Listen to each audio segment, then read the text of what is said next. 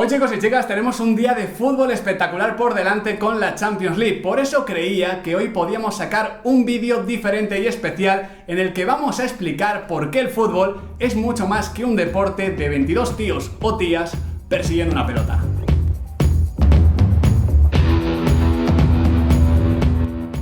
Muy buenas, chicos y chicas, ¿qué tal estamos? Bienvenidos de nuevo a Diario de un Periodista Deportivo. Como digo, hoy tenemos que cambiar el paso, cambiar el pie. No vamos a hablar del RB Leipzig, tampoco del Tottenham de Mourinho. Vamos a hablar de algo más importante, que es rivalidades crónicas, porque hoy estoy rodeado de los papás de esta maravilla producida por Panenka. A mi izquierda, Jordi Bresco, ¿qué tal? Muy bien, un placer estar aquí. El escritor, con gafas de escritor, como veníamos comentando. Y a mi derecha, el fotógrafo Pau Riera, ¿qué tal? ¿Qué tal? ¿Cómo va? La verdad, lo primero que tengo que decir es que el libro me ha encantado tocarlo, olerlo, ver las fotos. Me parece una maravilla, no solo de contenido, sino también gráfica. Pero el caso es que lo voy a utilizar mucho. Rivalidades crónicas ya va a ser un argumento propio cuando trate de explicar a la gente que el fútbol es más que fútbol, que el deporte es más que deporte y que a la hora de tratar de explicar ciertos fenómenos sociales, culturales, políticos, religiosos, el fútbol juega su papel preponderante. No es un agente pasivo, no es un agente secundario, es protagonista también. Sí, de hecho, nosotros la premisa de la que partíamos es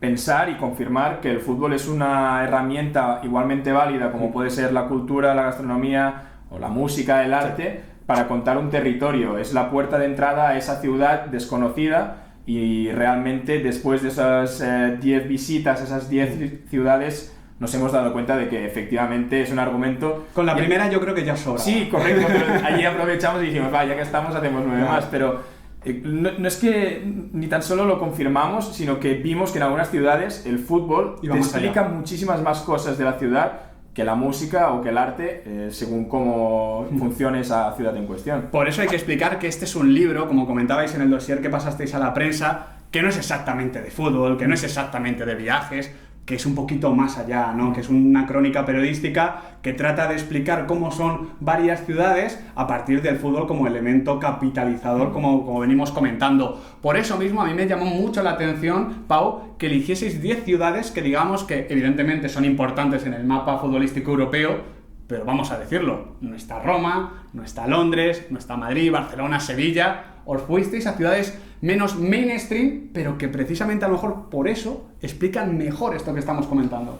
Bueno, en primer lugar, hay un motivo por el cual elegir estas ciudades, que es que son ciudades apamables en 5 o 6 días, que es lo que Jordi y yo viajábamos, y al final no podemos ir a una ciudad muy grande, con la excepción de Estambul, y pretender explicarla si no la podemos conocer un poco, ¿no?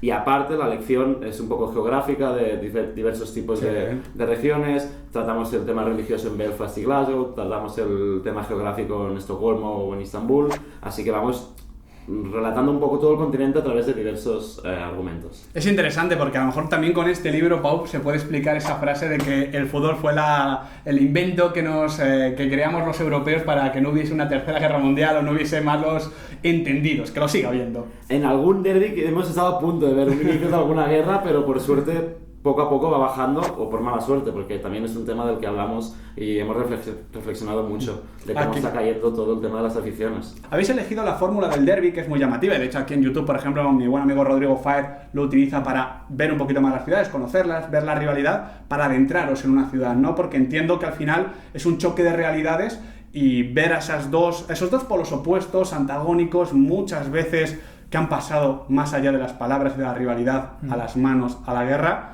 explica mucho mejor el contexto histórico de una ciudad. Te diría que para un periodista un derbi es un chollo, porque lo que hace es contarte una realidad que es existente desde 2 puntos de vista que son opuestos, pero ambos son igualmente válidos. El gran riesgo que tiene un periodista es abordar un territorio, una realidad, un caso y hacerlo solo desde un punto de vista y no darse cuenta de lo que hay detrás del espejo. En este caso nosotros hablamos de gente que te contaba una realidad y en esa misma ciudad otra persona te contaba esa misma realidad desde un punto de vista tan antagónico que tú al menos te quedabas como tranquilo sabiendo que lo contabas desde como mínimo 2 puntos de vista. Me gusta esto porque entiendo que la profesión de periodista muchas veces se trata también de empatizar y de entender, y no de ir con nuestros prejuicios, con nuestros conocimientos que traemos de casa, desde Barcelona, desde Madrid, y plantarnos allí y tratar de confirmarlos, sino más bien de desmentirlos y de hacerlos más globales. Voy a relatar las ciudades que habéis escogido para que la gente los tenga en cuenta. Sheffield, que para los amigos de la media inglesa es, vamos, una meca. Estambul, Praga, Génova, Belfast, Glasgow, Nicosia. La historia de Nicosia además me gusta mucho. Hamburgo, Belgrado y Estocolmo. En estas ciudades encontrasteis algo que no hubieseis podido explicar en España, en el sentido de que yo siempre comento que España, una de las virtudes que tiene es esa capacidad camaleónica de tener muchas cosas, ¿no? De ser muy completa en ese sentido. Y mismamente con el fútbol me pasa. ¿Por qué podemos explicar una sociedad, cómo es una persona nacida en Andalucía o en Euskadi a partir del fútbol? Simplemente hay que ver cómo juegan en Euskadi, cómo ha sido el fútbol tradicional del norte y cómo juegan en las Islas Canarias o en Andalucía. Es que simplemente con esa diferencia podemos entender el carácter más o menos abierto, más o menos afable, más o menos los puntitos que queramos comentar. En ese sentido, ¿os habéis encontrado algo diferente? Yo te diría que quizás a la ciudad que más nos sorprendió fue Estocolmo, fue la última a la que visitamos y también es el último capítulo del libro. Y todos tenemos el tópico en la cabeza de cómo son la gente sueca, muy cerrada en sí misma, habla poco, vimos que todo el mundo iba con sus cascos todo el día mirando al suelo, y cuando llegaba el día del partido, en las horas previas y sobre todo en las gradas... Transformación. Total, eran otras personas, se sentían parte de un colectivo que antes eran individuales, ahora eran parte de un colectivo, y eran como libres totalmente, liberaban toda la pasión y todo el enfado y toda la alegría que tenían dentro, y nos sorprendió mucho porque veníamos de 9 ciudades donde más o menos vimos lo que esperábamos ver, y ahí nos sorprendió totalmente. El regalo para el final, se podría decir. Yo he escogido 3 historias que quiero que profundicemos un poquito en ellas porque tiene un poquito de todo y me sirven como resumen también del libro para que os llame la atención y vayáis a las librerías o en Amazon o donde sea a comprarlo, evidentemente a la tienda de Panenka. La primera, la rivalidad de Sheffield, porque la tituláis como la de la gente ordinaria. En este sentido, estamos hablando también de clases, ¿no? Y de lucha de clases y de cómo el fútbol nació para la clase más obrera, que luego nos incorporamos la clase más media, la burguesía, y ya lo hemos hecho algo transversal. De hecho, lo cuenta muy bien Simon Cooper en el prólogo del libro, que en Inglaterra es el país donde hay más derbis, pero el trasfondo tras esa rivalidad no acostumbra a ser tanto de elementos políticos o religiosos, etcétera, sino que como todos parten de la base obrera, todos los clubes ingleses nacieron de esa clase obrera, casi que esa rivalidad se basa más en lo futbolístico. A mí Sheffield me pareció un descubrimiento para esos románticos, que creo que puede volar por los 3, del fútbol de antaño. De hecho, tuvimos un poco la sensación de un déjà vu, porque nunca vivimos ese fútbol, porque los 3 somos jóvenes, pero yo realmente vi en esa ciudad lo que a mí me habría gustado vivir, y que desgraciadamente por haber nacido ya en la década de los 90 y haber tenido uso de razón a partir de los 2000, pues quizás no acabamos de palpar en el ambiente de los estadios. Y como bien comentabas, el capítulo se titula La gente ordinaria en relación a la canción de Pulp, que se titula Common People. Gran forma de arrancar el libro, ¿eh? Es que la música es una... Me encanta ese detallito siempre antes del capítulo. Yo de hecho, o sea, me considero un melómano, pero ya no por un tema de me encanta la música, escucharla, y me parece que es una gran forma también de explicar una ciudad. Pulp son de Sheffield y Jarvis Cocker lo cuenta en esa letra de la canción, ¿no? Que es gente pues, que va tirando, que tampoco tiene mucho más que hacer, que se conforma con poquito, y eso fue exactamente lo que nos encontramos en Sheffield. Y luego ya si vas más allá, 2 referentes del fútbol de Sheffield, como son Billy Sharp o Jamie Vardy, los ves, o Harry Maguire, que también es de allí. Es que no pueden ser de otro sitio. Son tipos normales. No podrían haber nacido en otros sitios. Son tipos normales. A mí me recuerda este capítulo también al documental que hay en Netflix de Sunderland Till I Die, que explica cómo el bajón que ha habido pues, en el norte de Inglaterra, que también ha afectado evidentemente a Liverpool, ha afectado al equipo, y cómo los aficionados siguen siendo de lo único que se pueden enorgullecer, ¿no? Porque habéis hablado de sentirse parte de algo, de como tú comentabas, en el momento en el que formamos parte de algo, muchas veces nos desnudamos, nos dejamos de los estigmas, de esa cara que ponemos ante todos, la sonrisa por bandera, y pasamos a ser un poquito más animales, en el buen sentido y también en el malo. Yo creo que hay una parte de resignación tanto en Sheffield como en el documental que has mencionado, porque algunos van mejor en la liga, el Sheffield United acabó subiendo, el Sunderland acaba bajando, o sea que es una resignación de, vale, es mi equipo, voy a estar con ellos hasta el final, puedo criticarlos, pero no voy a darles nunca la espalda. Y eso es lo que nos encontramos en Sheffield, que al final era como una relación de amistades. Sí, el club me proporciona felicidad, me proporciona tristeza, no le voy a dar la espalda, es mi amigo, es mi vida, voy a estar con mi gente y ya está. Maravilloso. Bueno. Es un poquito como los clubes de acción popular también que tenemos en España. De hecho, en el documental de Sunderland explicaban cómo en el momento de crisis económica habían ayudado a limpiar, habían ayudado a solventar muchos problemas. Pasamos al siguiente punto, al siguiente... a ver cómo explicarlo, lío, porque lo de Belfast, lo de Glasgow y evidentemente la religión ya sí que excede muchos límites normales, ¿no? Pero evidentemente es una realidad. Al final lo que ocurre entre seguidores del Celtic de Glasgow y del Rangers va mucho más de que te guste el verde o que te guste el azul. Sí, es que es la vida. Es bien curioso el caso y las relaciones que se establecen ahí entre Belfast y Glasgow, que son dos ciudades hermanas. Sí. A través del Canal del Norte, ambas tenían un puerto muy importante. De hecho, en Belfast se construyó el Titanic. Y de esa relación de los puertos también se estableció esta relación de los clubes. ¿Qué pasa? Que el Celtic Rangers es, como todo el mundo sabe, un enfrentamiento que nace de una diferencia de religión entre protestantes y católicos. De hecho, el Celtic se funda porque un padre irlandés católico le da cobijo a la comunidad irlandesa que vive en una sociedad de mayoría protestante en Glasgow. ¿Qué pasa? Que en Glasgow se ha avanzado a mucho más nivel que en Belfast, por motivos obvios, porque en Belfast hasta hace muy poquito había un conflicto armado que era eminentemente político, pero tenía un componente religioso muy importante. En Glasgow ya se casan protestantes con católicos, ya no es tan importante esa rivalidad, pero el Celtic Rangers sigue siendo lo que siempre fue. El tema es que en Belfast esa diferencia religiosa se sigue palpando en la ciudad, porque como comentaba todo es muy reciente.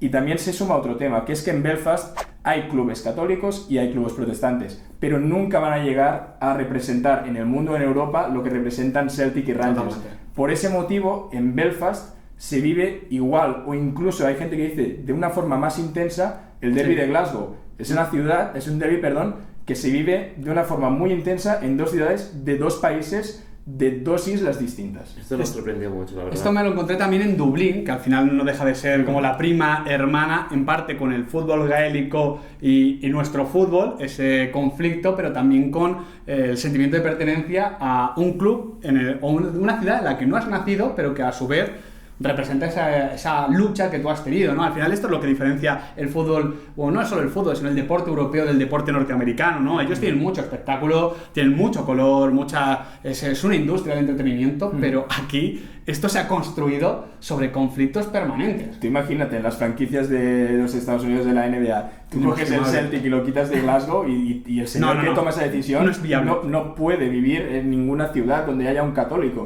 porque le van a quemar la casa. Y aunque te diría que esto del show y del espectáculo cada vez está ganando más terreno en Europa, y creemos con Jordi que el derbi es el último antídoto para preservar el fútbol antiguo en contra de este fútbol moderno, porque por ejemplo en Belgrado la gente nos decía, no, yo soy un Chelsea-Manchester United, me lo veo en el bar y no voy al campo, a no ser que sea el día de derbi, que ese día sí que es sagrado y se tiene que ir, se tiene que hacer la previa y se tiene que encender bengalas. Mantener las identidades, ¿no? Exacto. Que al final eso es lo que nos queda ya en ese fútbol, básicamente pues de industrias, de empresas, de conglomerados que compiten contra todo. Y ya por último, Hamburgo y la política, porque sabemos mucho la historia del San Pauli, de lo que representa también el Hamburgo en el otro lado, pero ¿qué descubristeis? Tú me comentabas que era una de las ciudades que más ganas tenías de visitar por eso. Yo es una de las ciudades, exacto, que de hecho a Jordi le dije, si vamos a hacer este libro yo quiero vivir un derbi, porque encima... Fue tu cuota, ¿no? Sí, y encima fue perfecto porque fue el primer derbi después del descenso del Hamburgo, fue el primer derbi en 8 años, y encima pudimos ir a Millenton, que es el estadio de San Pauli.